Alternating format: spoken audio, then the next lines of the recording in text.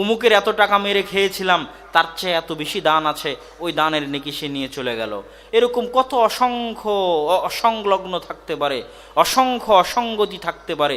সে অসংখ্য অসংলগ্ন এবং অসঙ্গতির বিপরীতে যদি আমার দানের মাত্রা বেশি হয়, তাহলে যখন আল্লাহ হিসাব নেবেন, প্রতিটা আটানারও হিসাব নেবেন, চারানারও হিসাব নেবেন, 1 টাকারও হিসাব নেবেন, মানুষের সালাত এবং সিয়ামের হিসাবের চাইতে মানুষের টাকার হিসাব বেশি কঠিন হবে।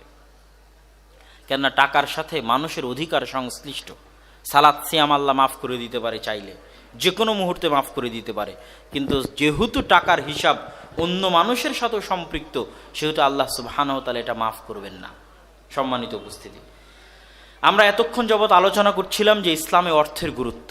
অর্থ মানুষকে জান্নাতে নিয়ে যেতে পারে, অর্থ মানুষকে জাহান্নামে নিয়ে যেতে পারে। এবার আসি ইসলামী অর্থনীতির সাথে বর্তমান পৃথিবীতে যে অর্থনৈতিক ব্যবস্থা চলমান আছে, বা বর্তমান পৃথিবীতে যে অর্থনীতি চালু আছে, যেটাকে সুদী অর্থনীতি বলি অথবা পুঁজিবাদী অর্থনীতি বলি, এই দুই অর্থনীতির মধ্যে পার্থক্য কী, এবং সুদী এবং পুঁজিবাদী অর্থনীতি কেন আমার এবং আপনার জন্য ক্ষতিকর, এবং কেন ইসলামী অর্থনীতি আমার এবং আপনার জন্য কল্যাণকর। প্রথমত আমাকে এবং আপনাকে বুঝতে হবে, ইসলাম একটি সামগ্রিক ধর্ম।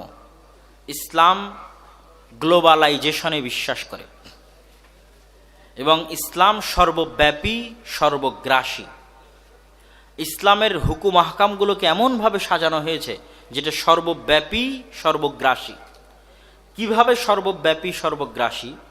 অন্য কোনো রিলিজিয়ান এত অ্যাক্টিভ নয়, তাদের অ্যাক্টিভনেস আপনার চোখে পড়বে না, কিন্তু ইসলামের অ্যাক্টিভনেস কিভাবে চোখে পড়বে? দৈনিক 5 ওয়াক্ত সালাতে আজান এবং মসজিদে জামাতে উপস্থিতির মাধ্যমে ইসলাম অ্যাক্টিভ। প্রতিদিন তার কাজ আছে, প্রতিদিন কি আছে? কাজ আছে। দৈনিক 5 ওয়াক্ত আজান জানান দিচ্ছে যে আমরা ইসলামের সাথে সম্পৃক্ত, ইসলাম নামক দিন আছে, তার সাথে আমরা কানেক্টেড। এটা সর্বগ্রাসী, সর্বব্যাপী। এই জন্য আজানের উঁচু আওয়াজকে ইহুদি খ্রিস্টানেরা ভয় পায়।